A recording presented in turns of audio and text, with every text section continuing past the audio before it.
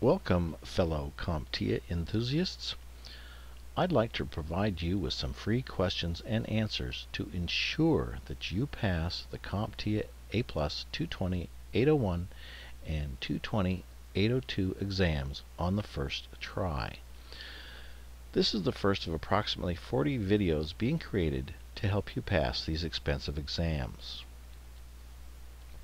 These videos will provide you with sample questions and answers for every domain and objective in the A+ 800 series exams.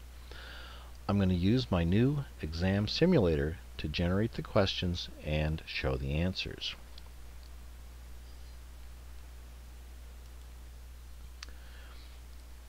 In this video, we'll randomly generate questions from the A+ Essentials exam number 220-801, PC Hardware Domain 1.0, and Objective 1.1, which is Configure and Apply BIOS Settings. And yes, I've got all the performance-based questions that you will encounter in the real exam in this simulator. We'll get to that in just a few minutes. Now keep in mind that this is not a brain dump. I'm not giving you the minimum amount of information you need to pass the exams. This is a complete education. There is just as much legacy equipment out there as there is new equipment, and this simulator will prepare you for just about anything you might encounter in the field. For these demos, I've created a special abbreviated database. Due to time constraints, I've taken the original 83 question database for this particular objective and reduced it down to just a few questions. There's tons of information on my eBay site that you can check out by clicking on the link below.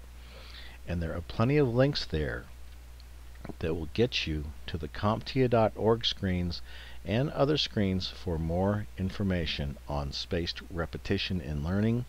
And please make sure that you understand adaptive testing. That's what the real exams are. They are computer adaptive tests. But for right now, let's see what kind of questions and answers this code is going to generate for this particular objective. We're going to run the code in the normal mode right now. The normal mode simply asks us the questions, and we click on the answers. Now, what's really unique about this code is that you will always learn the correct answer, even if you select the wrong answer as your first choice. The correct answers light up in green, incorrect answers light up in red. Even if you select a wrong answer, you can still find the correct answer. And if you just watch for a moment here, I'll answer a couple more questions right and wrong to show you how it works. Now, I've also added a new rationale field that gives you additional information on your selection, and it may offer details as to the reason why your particular answer was right or wrong. Not every question has or needs rationale, but there's a lot of additional information to be gleaned from viewing this field. Now let's take the next question here real quick. There is a CMOS memory chip mounted on your motherboard. What is that CMOS memory chip used for? Well, it's used to store the BIOS settings. It does not boot the computer, it doesn't store the passwords, and it doesn't have anything to do with daylight savings time. So you can see that I've answered one question correctly on the first try. I missed the first one and I got this one right, so I'm at 50%. Let's go to the next question. There is a small battery that supplies a constant voltage to the CMOS chip. What happens when that battery fails? Well, all the CMOS configuration will be lost. I've got that correct on the first try. I'm 2 out of 3 for 66%. And you can see that I've got some rationale that talks a little bit more about the right or wrong selections. Now, after you've taken your quiz, you can see your results screen. You see the name of the quiz and how many questions you answered correctly. on the first try. You can see the questions that you were asked, your first answer, and the correct answer. And if you click on the menu button and jump over to history, you can see that the information from that quiz has been entered into the history database. You can clear this list or go back to the main menu. I'm going to skip past the flash mode, but basically it turns the program into a game. You set the timer for X amount of seconds, and then see if you can answer the questions before the screen changes. And I guarantee you that after you use this program for a while, you're only going to need to glance at the questions and you will automatically know the answers. Now, I'm not going to spend any time looking at the next feature either, which is the automatic mode, but basically it turns the entire program into a slideshow for your particular selection. You set the individual timers for the number of seconds that you want to show the questions and answers, and then the program runs by itself. You can optionally activate individual tones to let you know when the screens change, and you can turn it to repeat indefinitely. It'll just continue to loop through until you're done. There are a variety of things you can be doing while having this code running automatically in the auto mode on a laptop, say close by next to you. You could set the question timer for 30 seconds, set the answer timer for 5 seconds. You hear the tone, you read the question, and you have 30 seconds to mentally make sure you know the answer. When you hear the next tone, you verify that you've got the answer correct. 5 seconds later, you're going to get to the next question. Now think about it. You could answer email, surf the net, watch a movie, be listening to a lecture in class without the tones, or my favorite, playing online poker, and still be studying. You only need to glance at the screens momentarily and then go back to what you were doing. It's true multitasking. The repetition that you get from using this code will burn the information into your brain like a CDR. You will eventually get to the point to where you can glance at the answers and you will already know what the question is. That's where I'm at. And isn't that exactly where you would like to be? Let's take a quick peek at the database. The drop-down box shows the objectives. You can create new questions, edit, delete, and save your questions. You can also add a hint to any question. If you have trouble remembering a particular answer, you simply add a hint to the database. Then, when you encounter that question again, you have the option of viewing the hint, and I guarantee you that after viewing your hint a few times, you won't need it anymore. Now, let's quickly get to the performance-based questions. This is all the buzz in the CompTIA world. These are similar to the performance-based questions that you will encounter on the real exam. Actually, I've included many more choices in my program than you will get on the real exams. Now, for the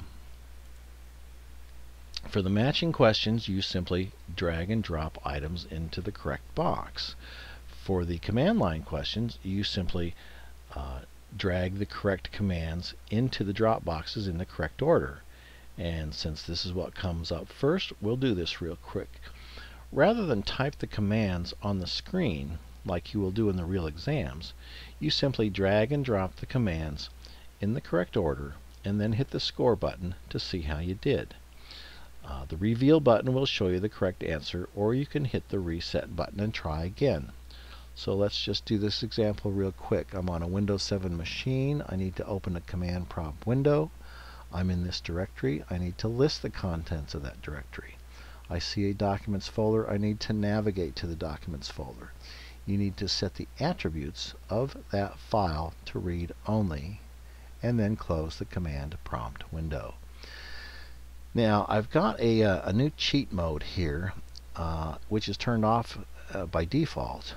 And what that means is if the cheat mode is off, you have to drag and drop all of the selections over into the boxes on the right before you'll be allowed to score and see how you did. Now, to make it a little bit easier, and until you get a handle on it and you get better at it, we're gonna allow ourselves to see how we're doing as we go. So I'm going to turn the cheat mode on here real quick. Now I need to open a command prompt window. Well, of course, the first thing you ever need to do on a Windows machine is the Start button. You're going to go to All Programs. You're going to select Accessories, and you're going to click on Command Prompt. I can see that all my answers are correct so far. Now I've opened a command prompt window. I'm in this directory. I need to list the contents. Well, I do a type dir and hit return for directory. I score that. I see it's correct. Now I need to navigate to the Documents folder. Well, that's a CD for change directory to Documents. And it wants me to set that file to read only. Well, the attrib command is how you set attributes on a file. A +R means I'm going to set it to read only. A -R would mean I'm going to turn off the read only, but I'm going to use the +R command and the name of the text file, and then I'm going to hit exit and return. That will do everything that's required, and if I hit score, I'll see I got all the answers right. Now let's go to the next question. These are the drag and drop the connectors on the left side to their matching interfaces and colors on the right. I've got the cheat mode on. Let's start with a mouse. I've got green mice running around my house, and they're mini green mice, so it's a mini DIN. I've got green and purple connectors on the back of my computer, so the purple must be the keyboard. It's a purple mini DIN. USB, I know that a USB connector is flat and it's 4-pin, it's 4-wire.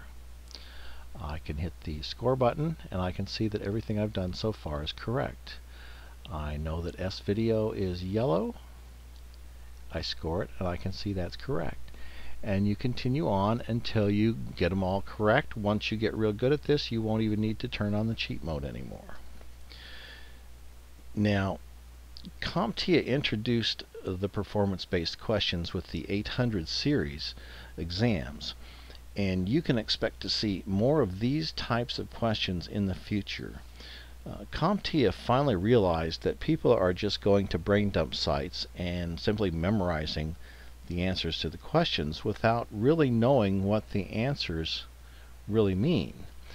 And they've started to add more performance-based questions recently, so you need to study for and pass this exam as soon as possible.